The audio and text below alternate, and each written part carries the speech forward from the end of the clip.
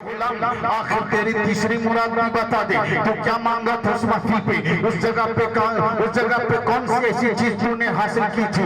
उसने कहा हाँ, मैं मीलाद के महफिल पे बैठा था, वादी में दीन कह रहे थे तेरे तीनों मुराद पूरे होंगे। तो मेरे मालिक, हमने जो तीसरी मुराद मांगी थी वो मांगी ये थी कि हम भी गुनहगार हैं, हम आपके आदत आपके जो है गिरवीदा थे, आपके हुक्म की तामील कर रहे थे। लिहाजा कई मर्तबा ऐसा हुआ कि मुझे अल्लाह की इबादत में ताखीर हुई, मुझे अल्लाह की जो है इबादत करने में, अल्लाह की बात को अपनी जिंदगी में उतारने में बहुत ऐसे मौके आए जिससे मुझे नाअहली हुई। लिहाजा मैं अपने आप को गुनहगार समझ रहा था और मैं ये सोच रहा था मैं तो गुनहगार हूँ, लेकिन मेरा यहूदी तो कुफ्र में मुब्तला है, मुझसे बड़ा गुनहगार है, मुझसे बड़ा सियाहकार है। लिहाजा मेरी तीसरी मुराद ये थी कि हम दोनों की खताएं अल्लाह माफ फरमा। मालिक कहता है मेरे गुलाम, पहली मुराद तो समझ में आती है कि तूने मुझसे आजादी मांगी, आजादी मिल गई। दूसरी मुराद भी समझ में आ रहा है कि तूने मुझे मुसलमान बनाना चाहा, मैं मुसलमान बन गया, लेकिन खताएं हम लोगों की कैसे माफ होगी ये बात समझ में नहीं आ रही है। आखिर इसी फिक्र में वो दोनों रात के सन्नाटे में पहुंचते हैं, रात को अपने बिस्तरों पे पहुंचते हैं। उसका मालिक यहूदी जो नौ मुस्लिम बन चुका था अपने बिस्तरे इस तरह आराम फरमाने लगा, वो अपनी आराम की नींद सोने लगा। अभी आधी रात गुजरी है, जैसे ही गहरी नींद पर पहुंचा है एक ख्वाब देखता है, क्या ही नूरानी ख्वाब था। वो क्या देख रहा है, चारों तरफ नूर बिखरे पड़े हैं और उस नूर की औंधे से, नूर के बादलों से एक आवाज आ रही है, ए नामुस्लिम यहूदी, अरे तेरे इख्तियार में था कि तू अपने गुलाम को आजाद कर दे, तूने कर दिया।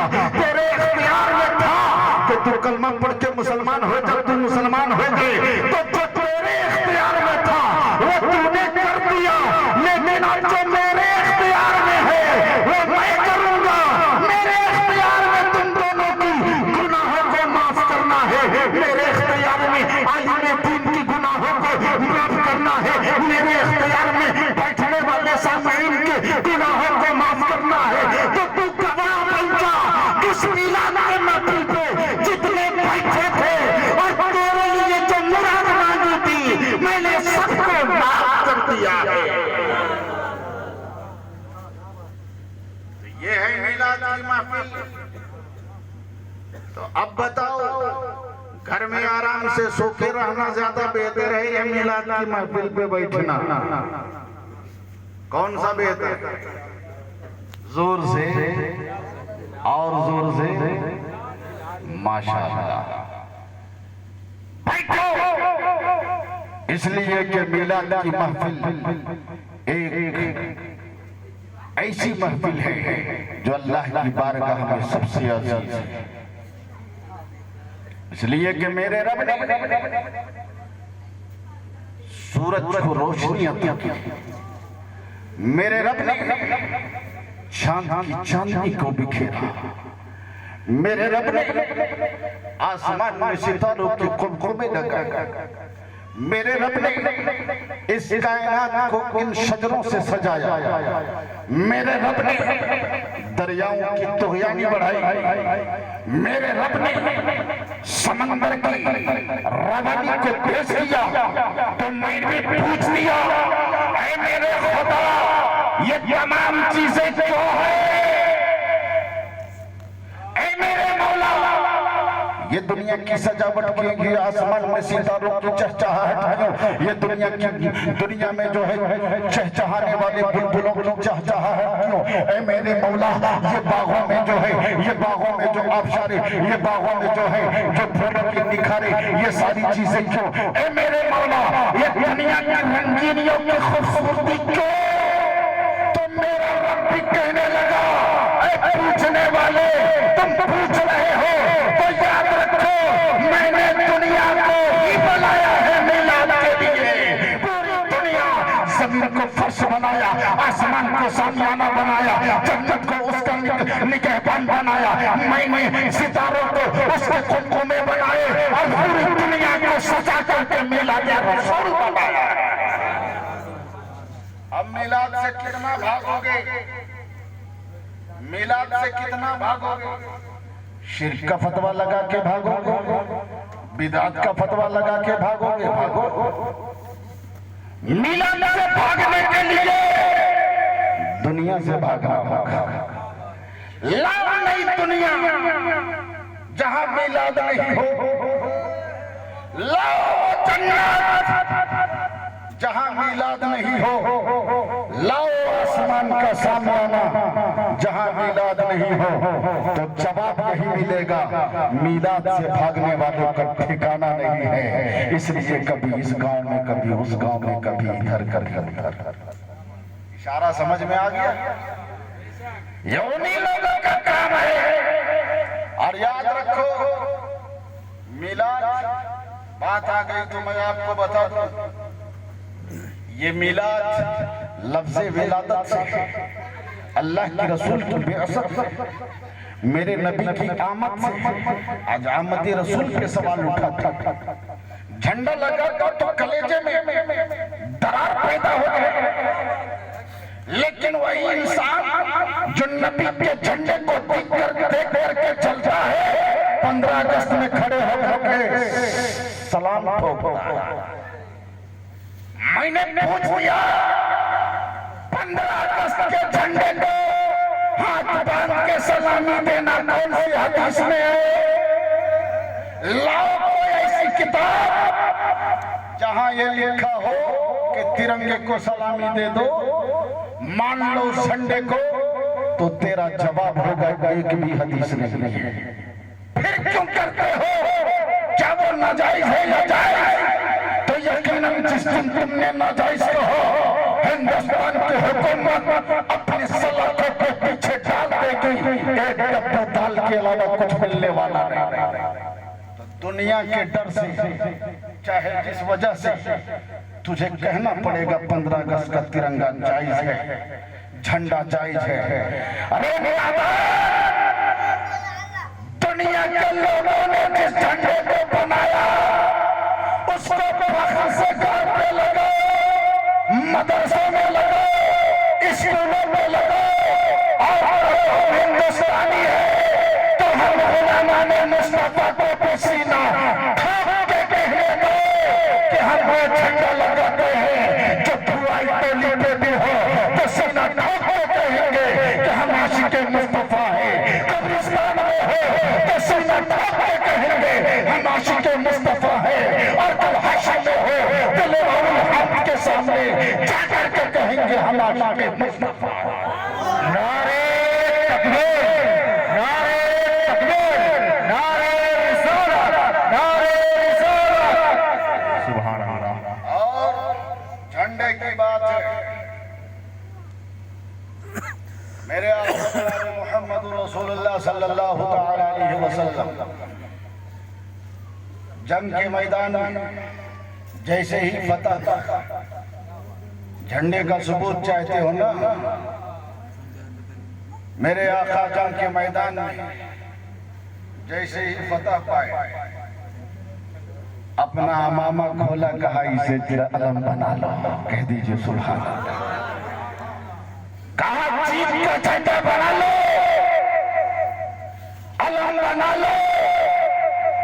मदीने के वादी में नबी की आमद हुई, जुलूस का सबूत चाहते हो? मदीने में नबी अभी तशरीफ नहीं लाए, लेकिन नबी आने वाले, नबी की आमद होने वाली, नबी तशरीफ लाने वाले।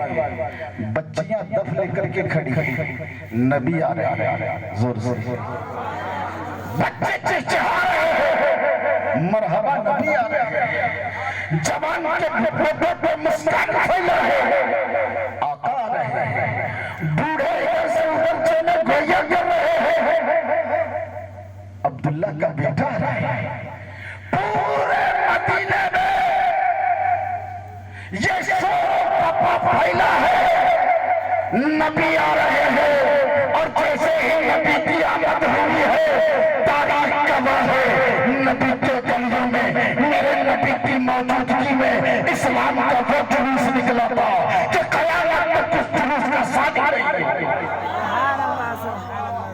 और दुनिया देख गई कि मुसलमान जुलूस भी निकालता है और मोहब्बत अपने नबी के इश्क में मोहब्बत में पेश करता है।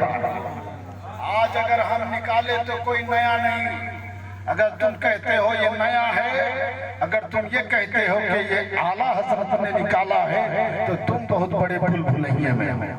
आला हजरत आज से 150-200 साल पहले, इससे पहले अहमद रजा इस खाकगीती पे नहीं थे, लेकिन तारीख के बहुत से किताबों की औलाद गवाह है कि पीराने पीर दस्तगीर मुहिद्दीन अब्दुल कादिर जिलानी ने भी रबीउल अव्वल मनाया।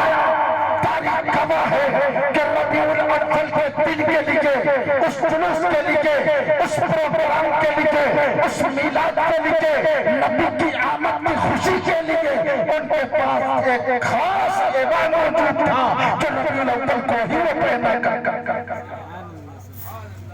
कहाँ हो तुम? किस भूलभुलैये में? 50 साल से जो पढ़ाई पढ़ाया गया, घूम घूम करके भोले भाले मुसलमानों को सिखाया गया, ये बिदअत, ये शिर्क, ये बिदअत, ये शिर्क, और वही पढ़ करके आज हमारे मुसलमानों के बीच में जो है खलफसारियां मचा रहा है। मैं पूछना चाहता हूँ, नबी से नाता तोड़ के तुम क्या चैन से रह पाओगे? मुसलमान आपसे भी मैं पूछना चाहता हूँ, नबी से नाता तोड़ के हम चैन से रह पाएंगे? जो मोमिन होगा उसका एक ही जवाब है नहीं, और तारीख नहीं दुनिया गवाह। आज से कुछ साल पहले मुसलमानों का ऐलान ये था, मुसलमान रास्ते पे निकले तो गैर सलाम करे मुसलमान आ रहा है, चौराहे पे जाए तो लोग आदाब कहें कि मुसलमान आ रहा है, कोर्ट कचहरियों में मुसलमान खड़ा हो जाए तो दूसरे गवाही की जरूरत न पड़े, मुसलमान में गवाही दी। लेकिन आज ऐसा क्यों? आज मुसलमान को देख करके एक अखबार वाला अपनी अखबार में लिखता है ये आतंकवादी है, एक मुसलमान का चेहरा पेश करके टेलीविजन वाला दुनिया को दिखाता है ये एक खूनखार है। मैं पूछना चाहता हूँ ये कब से हुआ है? आप लोग भी गौर करो, पहले नहीं था, पहले नहीं था।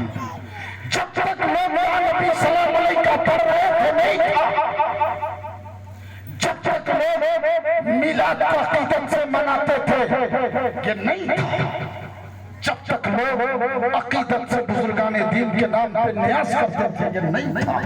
लेकिन जैसे इन लोगों ने डगर डगर फिरना शुरू किया, नगर नगर दौड़ना शुरू किया और मुसलमानों को शिर्क और बिदअत तरह तरह के फतवे लगाने शुरू किए, नताइज दुनिया ने देखा कि जो अपने नबी के इश्क में डूबा हुआ रहता था, जो नबी की मोहब्बत में मिलाद के महफिल सजाया करता था, आज वो मिलाद को शिर्क कहने लगा, आज वो मिलाद को बिदअत कहने लगा। तो दुनिया देख रही है कि जहां जाने वो शरीर खार हो रहा है, लेकिन मेरा यकीन है, मेरा ईमान है कि आज मैं मुसलमान अगर इस मिलाद के सामने तो आ जाए तो दुनिया में भी उसकी हिफाजत होगी और आखिरत में भी उसकी हिफाजत होगी। इसलिए मिलाद को आम मत समझो और मिलाद को सिर्फ खाने पकाने का सामान भी मत समझो।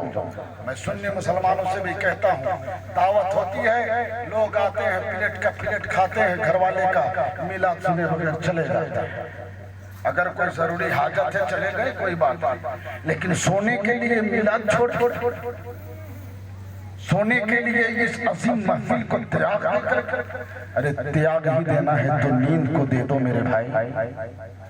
इसलिए कि हश्र तक सोना पड़ेगा खाक के साए तले, जागना है जागना अफलाक के साए तले, फिर तो सोना ही है।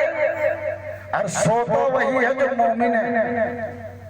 यहाँ से दुनिया से जाने के बाद जो मीठी नींद सोता है वो मोमिन ही है, याद रखना।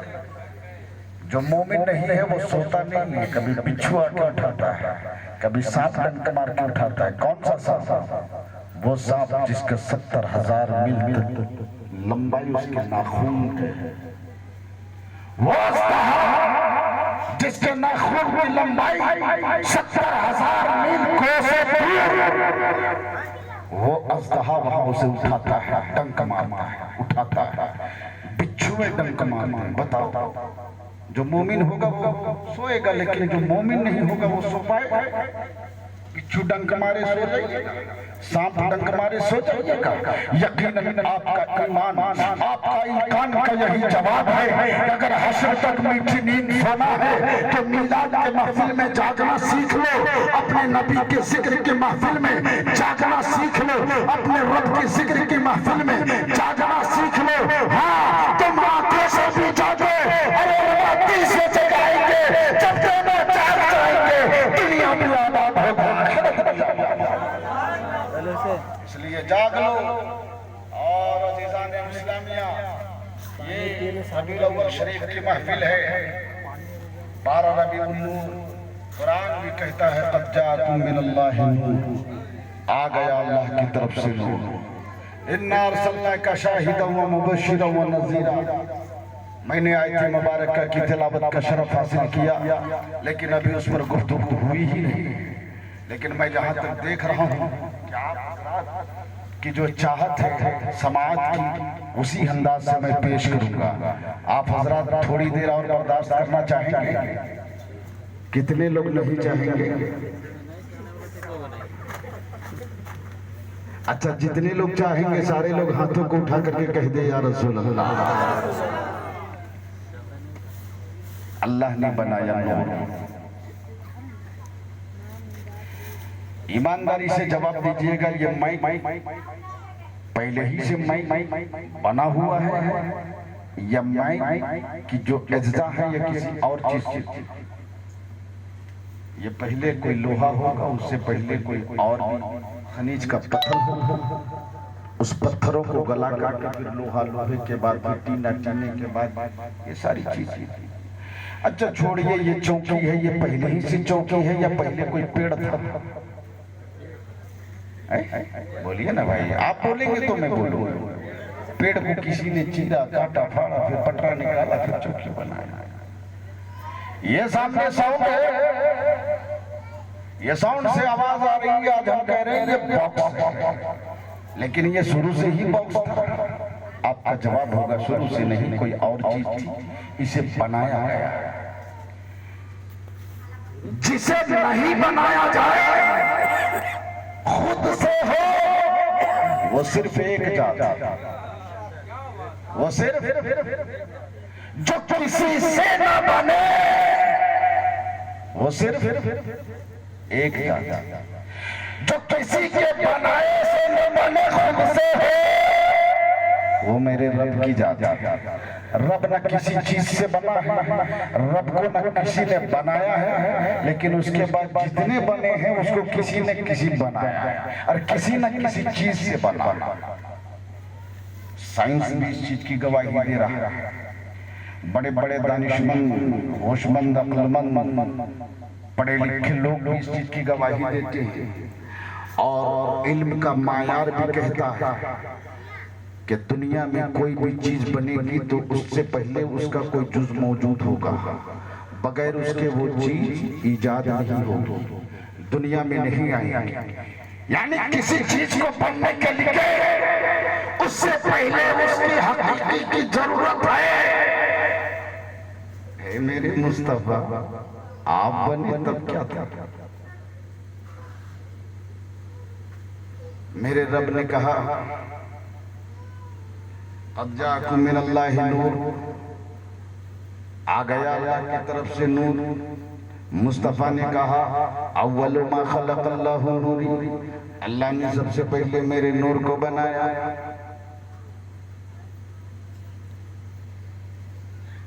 क़ाला रसूलुल्लाह सल्लल्लाहु अलैहि वसल्लम,